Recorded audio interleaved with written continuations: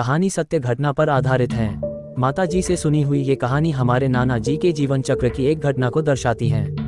एक दिन की बात है, ठंड का समय था, घना कोहरा छाया था, सारे लोग जल्दी कार्यालय का काम खत्म करके घर की तरफ निकल रहे थे। नाना जी उस समय के बड़े अधिकारियों में से एक थे। वे उस समय के उच्च वर्ग के लोगों में एक अमीन का काम करते थे। रोज की तरह ही उस दिन काम खत्म होने के बाद घर के लिए अपनी गाड़ी से रवाना होने लगे। रास्ते में उन्हें हाथ से कुछ सामान भी लेना था तो वे और साथियों से अलग हो गए। उन्होंने घर की कुछ जरूरत के सामान लिए और गाड़ी आगे बढ़ा दी। आगे जाने पर उन्हें कुछ मछली बाजार दिखा और वे मछली खरीदने के लिए रुक गए। ताज़ी मछलियां लेने और देखने में टाइम ज्यादा ही गुजर गया। उनकी जब अपनी घड़ी पर नजर गई तो उन्हें आभास हुआ कि आज तो घर जाने में बहुत देर हो जाएगी और ये सब लेकर घर पहुंचने में काफी समय लग जाएगा। फिर यही सब सोचकर उन्होंने सोचा कि क्यों ना जंगल के रास्ते से निकला जाए तो जल्दी पहुंच जाऊंगा। तो उन्होंने अपना रास्ता बदला और जंगल की तरफ अपनी गाड़ी को घुमा लिया।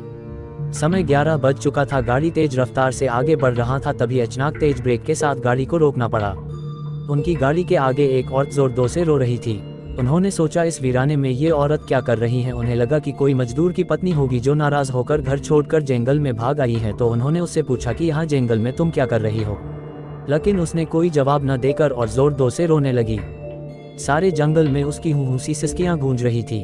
फिर नाना जी ने पूछा तुम्हारा घर कहाँ है, लेकिन वो कुछ भी न बोली। तब नाना जी ने कहा कि आज चलो मेरे घर में रहना, सुबह अपने घर चली जाना। ये जंगल बहुत सारे जंगली जानवर से भरा है, रात भर यहाँ मत रुको, चलो आज मेरे घर में सबके लिए खाना बना देना और कल सुबह अपने घर चली जाना। उसने ये सुना तो झट से तैयार हो गई और गाड़ी में पीछे की सीट पर बैठ गई। सिर में बड़ा सा घूंघट डालने की वजह से उसका चेहरा छिपा हुआ था। कुछ ही देर में गाड़ी घर के दरवाजे पे थी। घर के लोग कब से उनकी राह देख रहे थे। गाड़ी रुकते ही पापा ने पूछा आज तो बहुत देर हो गई और सारे लोग अभी चुके हैं। तब उन्होंने सारी बातें अपनी माँ को बताई और कहा कि आज खाना इससे बनवा लो, कल सुबह ही अपने घर चली जाएगी। इतनी रात को बेचारी जंगल में कहाँ भटकती, इसलिए मैं ले आया। पर पापा को कुछ संदेह हो रहा था कि कहीं चोर तो नहीं है, रात को सोने के बाद या खाना बनाते समय कहीं घर के सामान ही चुरा कर ना ले जाए। पर बेटे की बात को कैसे मना करती। उन्होंने उस औरत को कहा देखो आज तो मैं रख ले रही हूँ, लेकिन कल सुबह होते ही यहाँ से चली जाना और जाओ रसोई में ये सामान उठाकर ले जाओ और खाना बना दो। उसने फिर से जवाब नहीं दिया, बस हूँ की आवाज बाहर आई और वो सारा सामान लेकर माँ के पीछे बहुत दूर चल दी।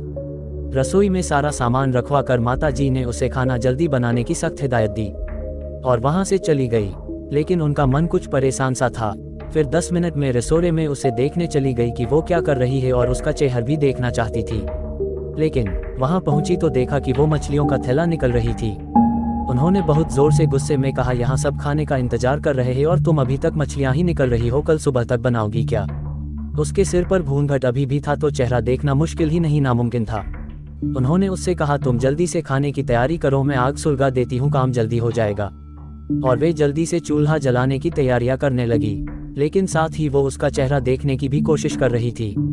लेकिन वो जितना देखने की कोशिश करती वो और पल्लू खींच लेती। अंत में हार कर वे बोली देखो मैंने आग सुलगा दी है, अब आगे सारा काम कर लो, कुछ जरूरत हो तो बुला लेना। लेकिन वो फिर कुछ नहीं बोली। अब उन्हें लगा कि यहाँ से जाने में ही ठीक है, वरना मेरा भी समय खराब होगा और हो सकता है अनजान लोगों से डर रही हो। ये सब सोचकर उन्होंने उसे कहा कि मैं आ रही हूँ, जल्दी से खाना बनाकर रखना, और वहां से निकल गई। मन अभी तक परेशान नहीं था, कभी अपने कमरे कभी बच्चों के कभी बाहर सब को देख रही थी, कहीं कुछ अनहोनी ना हो जाए। 1 मिनट भी आराम से नहीं बैठ पाए। अभी 5 मिनट ही हुए थे पर उनके लिए वो घड़ी पहाड़ सी हो रही थी। समय बीत ही नहीं रहा था। 8 मिनट बड़ी मुश्किल से गुजरे और वे तुरंत ही कुछ सोचकर रसोड़े की तरफ दौड़ी और वहां पहुंचकर आया। जैसे ही उन्होंने रसोई घर का नजारा देखा उनकी आंखें फटी की फटी रह गई। उनके पैर बिल्कुल ही जम गए, ना उनसे आगे जाया जा रहा था ना ही पीछे। उनके हृदय की धड़कनें रुक रही थी।